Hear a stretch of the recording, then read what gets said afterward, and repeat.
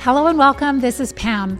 Today I'm going to be talking about a very important topic that I have discovered in research as I continue to research the link between multiple sclerosis and different types of parasites. So the topic today is multiple sclerosis progression, the link between parasite and glutamate. So glutamate is a neurotransmitter that is really important in helping to send signals, for our nerves to send signals. And we're going to talk about the disruption in glutamate in MS and other chronic diseases due to a specific parasite and possibly a couple of other parasites. If we haven't met, my name is Pam Bartha, and I'm the author of Become a Wellness Champion and the founder of Live Disease Free. I was diagnosed with multiple sclerosis over 35 years ago. By the grace of God, I learned early on that I was dealing with parasites. I didn't know exactly what types back then, but I learned that I was dealing with parasites. I started treating them through a lot of diligence and hard work. Over the years, we've discovered so many important facts about different types, and I should say research about different types of parasites that are involved in not just multiple sclerosis, but many other neurological diseases. So the topic today, and this is something that I was researching years ago, I was researching ALS and how they found that with ALS patients, they have a higher glutamate that is present in the body. So glutamate is a neurotransmitter. It is it's an abundant, it's really, really important. It's called an excitatory neurotransmitter, meaning that it helps nerve cells to send messages back and forth. And so it's really important for normal brain function, and it's important for things like memory and movement and learning. But our body will normally regulate the amount of this neurotransmitter. And so if there's too much glutamate present, then it becomes toxic. It can overstimulate our nerve cells, and it can lead to something called excitotoxicity.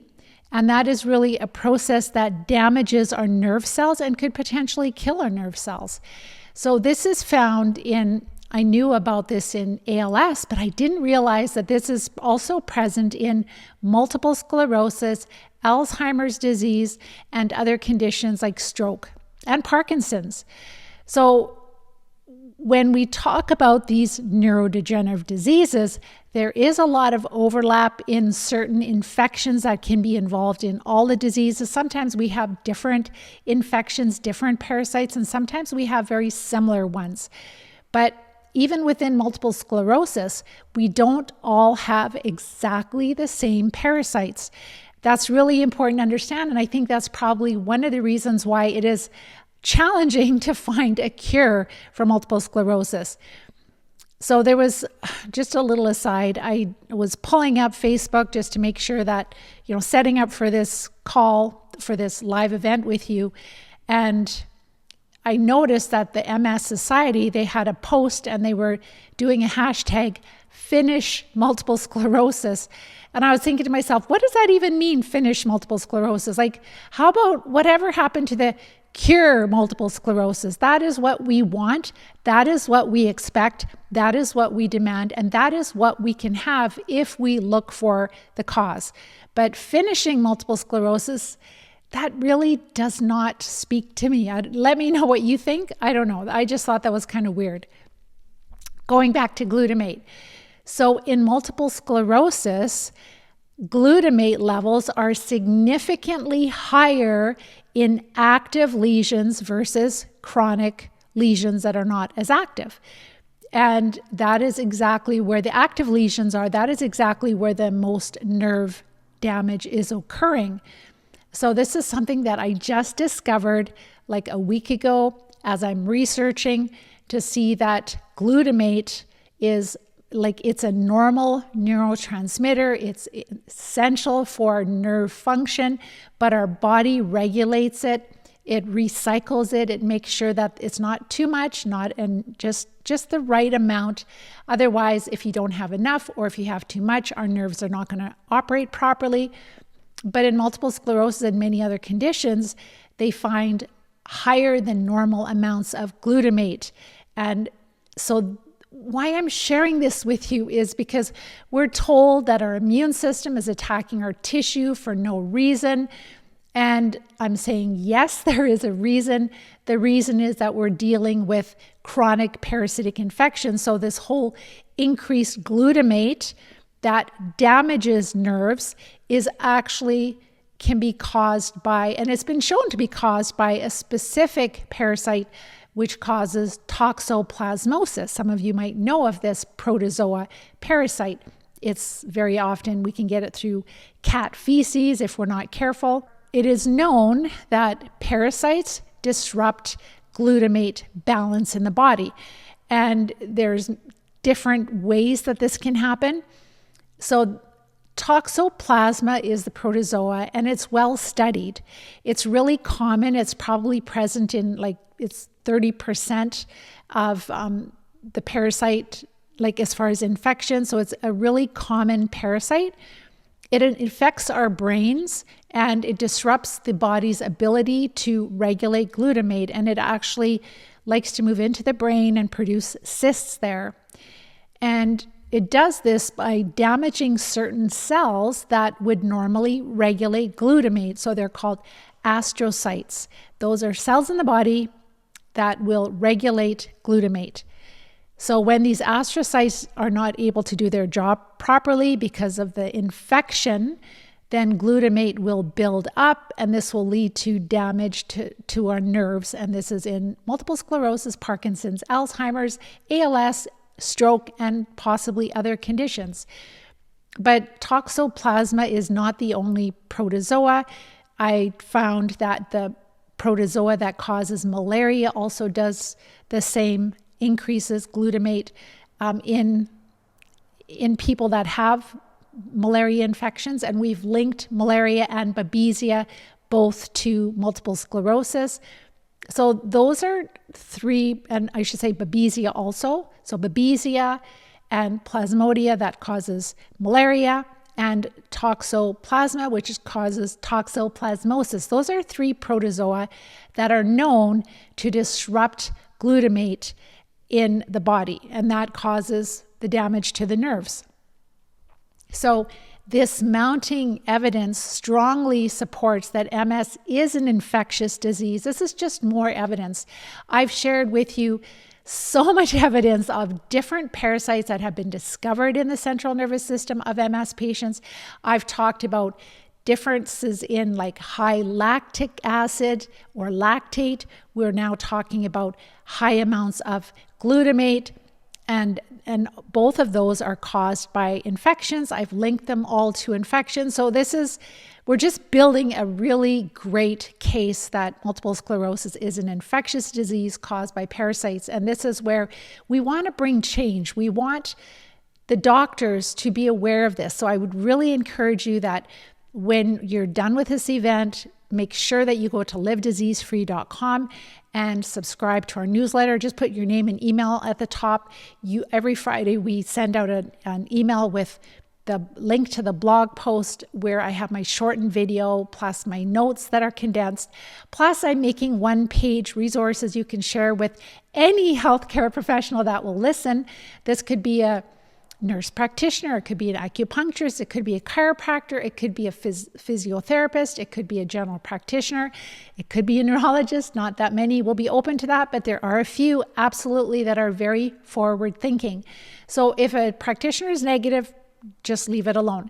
But if they're positive, this is how we're going to bring change. I can't do it by myself. We need to share this research with practitioners. They don't know this. They're not taught this. It's ridiculous that all this research is readily available. I share all the links. These are peer-reviewed studies. So this is not theory. This is what they're finding, and what they have been finding in some of these studies that I'm talking about are from 2005, 2008. But then when we look at the link between even malaria and multiple sclerosis, that's all the way down into the late 1800s, early 1900s. So it's absolutely ridiculous. So going on, research shows that glutamate is elevated in multiple sclerosis, white matter, and in the spinal fluid. And this is really especially during relapses and especially in the active lesions. So they actually have been able to study this. And this definitely is linked to worse nerve fiber damage and faster disease progression in multiple sclerosis. So the higher the glutamate, the faster the progression of disease of multiple sclerosis. And so glutamate isn't just a byproduct, it is a driver of nerve damage. Really important to know that too much glutamate actually drives damage to nerve. And as a source of this disruption, increasingly the evidence points to parasites that invade the brain, disrupt normal chemistry in the brain, and trigger chronic disease. Really important. This is another huge link, because like a lot of us, we think about, possibly Lyme disease when we have multiple sclerosis. We've learned about the filarial worms that Dr. Alan McDonald found. We know about the tapeworms. We know about fungus. But some of us might not be thinking about toxoplasma or the disease or condition would be toxoplasmosis caused by this protozoa. So this is another one we need to consider when we have multiple sclerosis, but other neurological diseases also, because this has been well studied, and the relationship between high glutamate disruption, dysregulation, and toxoplasma, that is well understood in research. So this really opens up, as we get this out to researchers, it opens up new ways of thinking, new ways of researching, right? We need to look into those lesions. We need to see what's going on besides the glutamate, what kind of parasites could be present. And so really focusing on identifying the specific types of infections that we're dealing with. One thing that was really interesting in the study, and I'll be sharing this study with you in my notes, and also I'll be making a one-pager, and I'm going to keep it really simple. So that one-pager, you could literally print it off.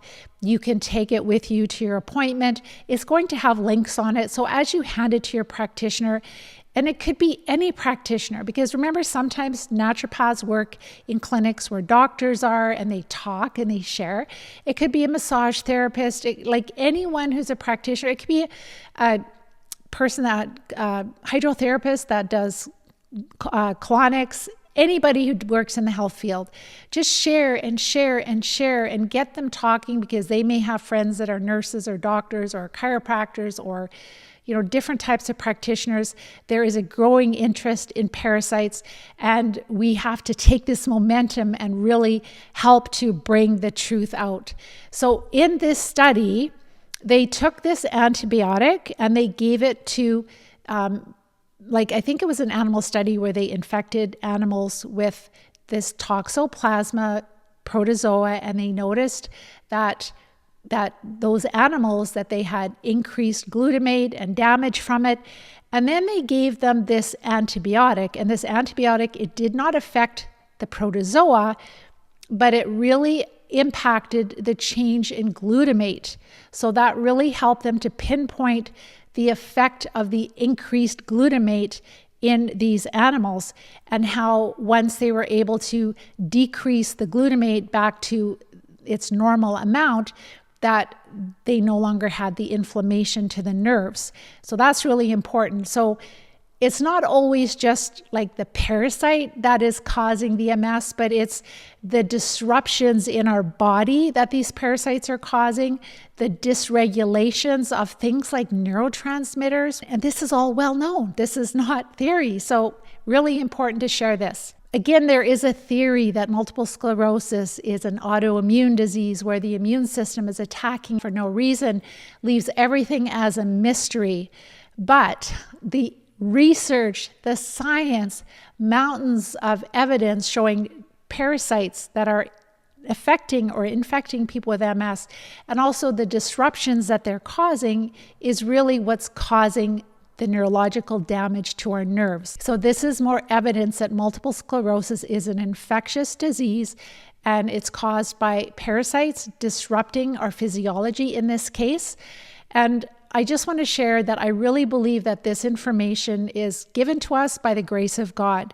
I pray, I beg for his help, I beg for his wisdom, I beg for him to help our students, and he is just blowing us away with, like, how would I have known to actually, know that glutamate is disrupted in MS? I came across it in ALS because they knew about that years ago.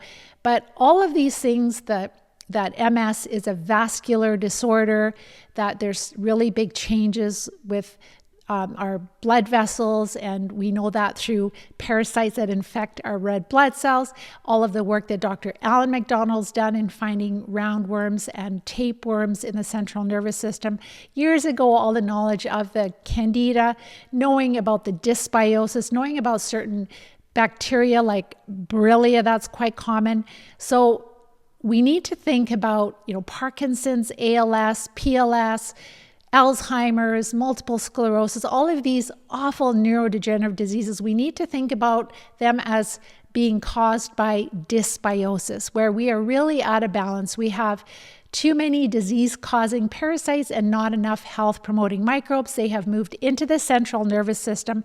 It can be, the adult forms of them. It can be the juvenile, the immature forms. I always relate it back to our lawn. If you have a beautiful lawn in your front yard that you water and you nurture and you take care of, and you've got lots of grass seed and it's thick and lush, that's one thing. But if you don't water your lawn and you let it dry out and patches of the lawn die, and then you get weeds moving in, and you don't just get dandelions moving in, you'll get all kinds of clover and thistles and knotweed and all kinds of different weeds. And that's what happens inside of us. For myself, when I was a teenager in 16, I was on tetracycline for several months, which really devastated my healthy ecosystem in my gut. And that made me susceptible to whatever parasites were in my environment. We had cats, we lived on a farm, we had dogs, we had chickens, we had pigs. So there's all kinds of parasites that I was exposed to. Yes, parasites are in every country in the world. They are not just in the underdeveloped countries. And so when we lose our natural defense, we are susceptible to whatever parasites are in our environment. And then our doctors didn't know to give us probiotics back in the day when they put us on antibiotics. They don't understand that parasites, like if they have a dog and they go to the vet will tell them they need to treat their dogs or their cats to deworm them. But they don't realize that these parasites can be passed on to humans. All of them can, because our pets are mammals, we are mammals, those parasites like to live in us. And so that's the really delusional way that we're thinking, is that we think, oh, no, it's a worm that lives in dogs. But then when you actually look in the research, you go, oh, even heartworm, it can be passed on. Like humans can get heartworm. They can get all kinds of different, like hookworm, tapeworms, all the different roundworms. So parasites are part of life. They are just like weeds. We have to learn how to live with them. We have to learn how to manage them. And this is yet more evidence that all of these neurodegenerative diseases are caused by parasites, because they're linking directly one very common parasite, Toxoplasma protozoa, with disruptions to the regulation of glutamate, which is a neurotransmitter. And if there's too much of it, it will fry our nerves. And that is what's happening, and that's exactly the damage we're seeing in many different types of diseases. I'll just quickly explain the process that our students take in order to recover. It's really challenging to treat a parasitic infestation. If you think about just your intestines alone, and that's the biggest base camp of the parasites, that is the surface area of approximately a double tennis court. That's a big surface area. So there can be a lot of very small parasites in there, like Protozoa, you can't even see them with your eyes. Worms, definitely a lot of them you can see. So the first step is to follow the Live Disease-Free diet, is to get your carbs low. And that is where one of the attendees that are listening to this live event mentioned already that they have improved walking by decreasing the carbs. I have all of the guidelines for the Live Disease-Free diet on our website, livediseasefree.com, under research. Go through that and apply it really diligently. The second step we take is to support the body. We want to have daily bowel movements. We want to be sleeping well. We want to look at our blood work, support physiology that needs it. We want to clean up our environment of mold and wireless radiation, decrease the wireless radiation significantly. When we do all of these things along with diet, we find that we feel so much better already, better than we could ever feel with any drug, any MS drug. And so then when we're ready to treat, then we will take a dose of each commonly prescribed parasite drug to a chiropractor that does applied kinesiology or naturopathic physician that does some kind of muscle testing, and we will get energy tested to see which treatments test the best for us. So how we decide the game plan for treatment is we look at our students' health history, the health history of their parents. We look at their symptoms, their diagnoses. They're also the parasites that they're passing when they're doing these oxidizing enemas, because you can really see if they're roundworms or if they're flatworms like tapeworms or if they look like flukes, and also their energy test results. So those 5 or 6 criteria really helps us to build a game plan. And then we have found that, our students usually test well for 3 to 5 parasite drugs at one time. I know there's a lot of talk on the internet about ivermectin and fenbendazole and it's the cure-all. It's not. If you have MS, it's not going to cure you. I wish it would, but it's not. So this is where you really need to target the parasites, and it's not just the worms. It is the protozoa. It is the bacteria that cause Lyme disease in a lot of people, but it's also fungus. So we do cycles of treatment, and we will slowly combine more of the parasite drugs together. So if people have roundworms and flatworms, which they typically do, then they will test well for at least 5 or 6 parasite drugs, and they will not take them all at the same time at first, but they will be incorporating maybe 3 of them for 14 days and then 2 of them for 14 days, then treating fungus for about 10 days, and then taking a break from the pharmaceuticals. And then they are using herbs. They're using the oxidizing agent orally and enemas. So we're using a combination of parasite drugs, the oxygen type therapy, and we're also using herbs. And we're doing the prep work before we start treating.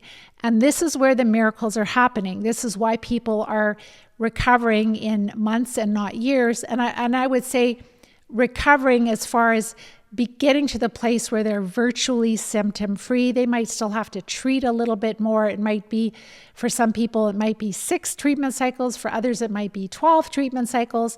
But we're getting better and better at this, like understanding, like if we have flukes, we need to hit them, the larvae, with herbs. We hit the adults with a combination of parasite drugs. We're also using the enemas, the oxidizing enemas, to help flush the worms that are somewhat dead, but not like they're struggling, but they're not dead, out of the large intestine. So it's a bit of an art that we have worked at for years. And thanks again be to God, but also to hero doctors that I've studied under, and thanks especially to our wellness champions that we've learned so much from. So that's basically in a nutshell. And then we have to do multiple cycles. And then we do a lot of other things, like we build a healthy lifestyle. We rebuild our ecosystem, those health promoting microbes. We want to do heavy metal detoxes, often liver gallbladder flushes, because very often these parasites are located in the liver gallbladder meridian area.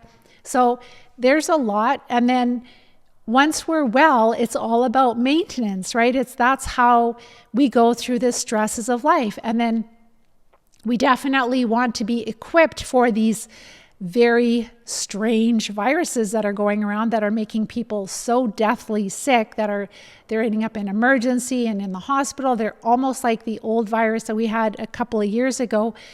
And they keep talking about, oh, we're going to have another outbreak. We're going to have another outbreak. So we need to have things in our home to protect ourselves from these future incidents that are coming. All of this is really important. Plus, what's going on in our air, right? We need to do heavy metal detox. And I don't want to say the names of these things because I don't want our videos to get any more censored than they are. But this is really what we need to do. And that's how we can live in this time in humanity where there are a lot of like invisible toxins that we are just not aware of, and we need to know how to navigate and to protect our family. Watch my masterclass training. It tells you all the steps that you need to take to recover. If you need help, reach out. You can join our Live Disease-Free plan. We would be honored to support you. Thank you so much for all your kind words. And thank you for the Wellness Champions piping in. Really appreciate you. I hope that you help us to spread the word by liking, sharing, and subscribing. And make sure that you are going to our website, livediseasefree.com. And if you share your email address, you will get our newsletter. You will get the blog posts that I make. You'll also get the resources that you can share with your healthcare professionals. You can help us bring change. And if you're at the place where you really believe that you are dealing with parasites, you need support, watch my masterclass training and reach out if you need help. So with that, I'm going to let you guys go. I hope you have a wonderful week and we will talk to you next week. Take care and bye-bye for now.